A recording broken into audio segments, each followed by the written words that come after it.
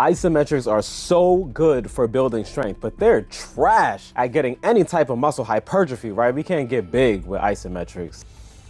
I've been lifting for 15 years, and for the longest time, I thought that was the truth as well. Turns out it was a myth. It is false. Let's go into the exercise science as to why it's false. The genesis of the belief that isometric training falls short in fostering muscle growth can be traced back to earlier studies that primarily assess functional strength and endurance rather than the actual size of the targeted muscles. This initial misconception set the stage for subsequent investigations. Like this one, in the 1980s, a pivotal study conducted by the medical department at the University College of London sought to definitively settle the debate on whether isometric training could indeed lead to muscle hypertrophy. This 12-week study involved two distinct groups engaged in leg extensions. Group A focused on dynamic movements, performing concentric and eccentric actions on one leg, while Group B embraced a static contraction holding the weight isometrically around the ankle. To grasp the significance of the findings, let's turn our attention to the Springfield frog experiment, an intriguing exploration where one of a frog's legs was immobilized for 2 weeks. Upon release, the restricted leg exhibited remarkable size and strength and tone, showcasing the potential of isometric training. And if you'd like to check out all the details of the Springfield frog experiment, here's a link right here. Go and check our video out on that. Returning to the human context, the 12-week study at the University College of London yielded surprising results. The isometrically trained group demonstrated unparalleled strength gains, with isometric training doubling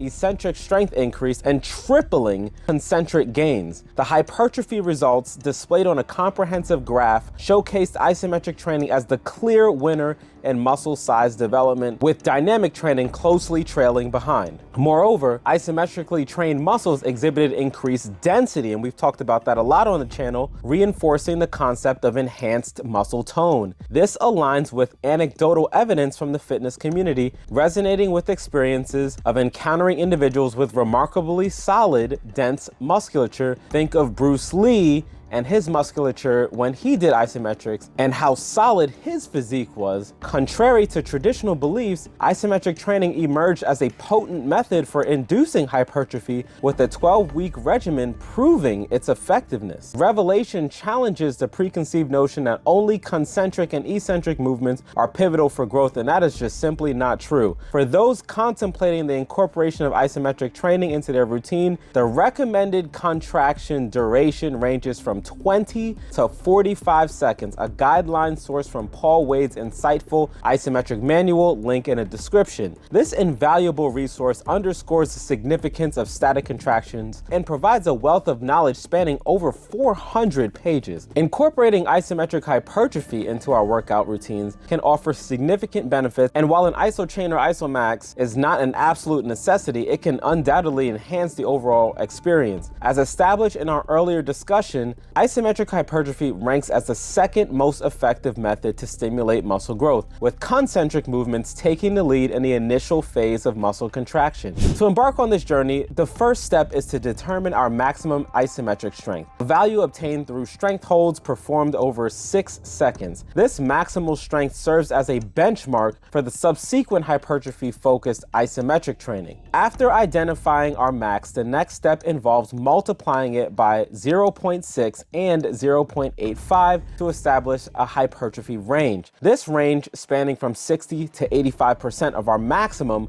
becomes that sweet spot for stimulating muscle growth. Think of this as the isometric equivalent of 3 sets of 10 to 12, that sweet spot for hypertrophy in the weight room. The recommended approach includes 3 sets of isometric contractions lasting 20 to 45 seconds within this specified range, with 1 minute of rest time. The advantages of isometric hypertrophy over its dynamic counterpart are notable. Unlike dynamic training, Isometric sessions can be incorporated into our daily routine, leveraging the Fenn effect and Henneman size principles. Links right here, you can check that out. This results in faster recovery, allowing for consistent daily engagement with isometric exercises. In terms of rest intervals between sets, a minute is recommended to maintain continuous tension on the muscles like we had just talked about earlier, aligning with the principles of time under tension, one of the most, if not the most important principle for any type of muscle hypertrophy. To demonstrate, I'm going to perform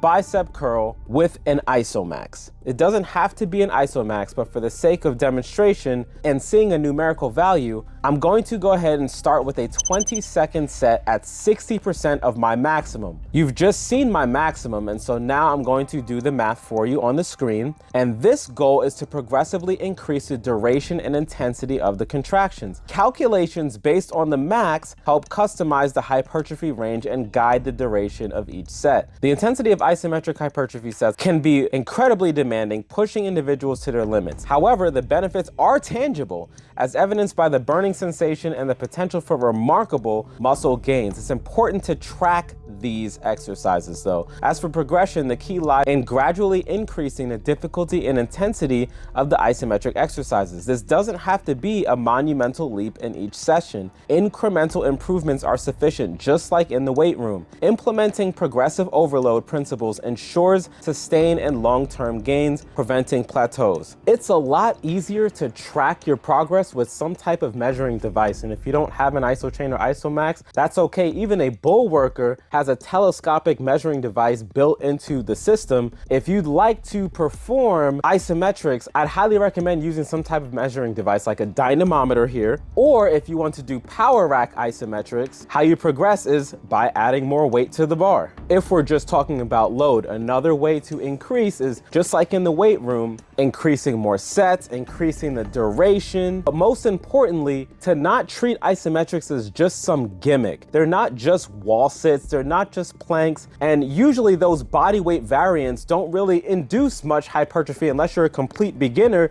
and you're getting those newbie gains. There has to be some type of load involved, and when you look at your calisthenics practitioner and your bodybuilder, who uses more load? Exactly, right? And so that's why usually their muscle size is a lot bigger than the average calisthenics practitioner. Not that there's anything wrong with either of them, it's just so that we know the difference and we understand why when we look at isometrics, usually we think about planks and wall sits and the 6 inches exercise, and that's why we think that it doesn't really do anything. But it's like if we just stayed at 10 pounds and continue to work on 10-pound bicep curls, after a while the load is not enough. What do we need for muscle hypertrophy? We need the proper time under the correct tension. It can't be a whole bunch of time with sub-maximal tension. It has to be enough tension. It has to be 3 sets of 10 at 45-pound dumbbell shoulder presses, not 3 sets of 10 at 3-pound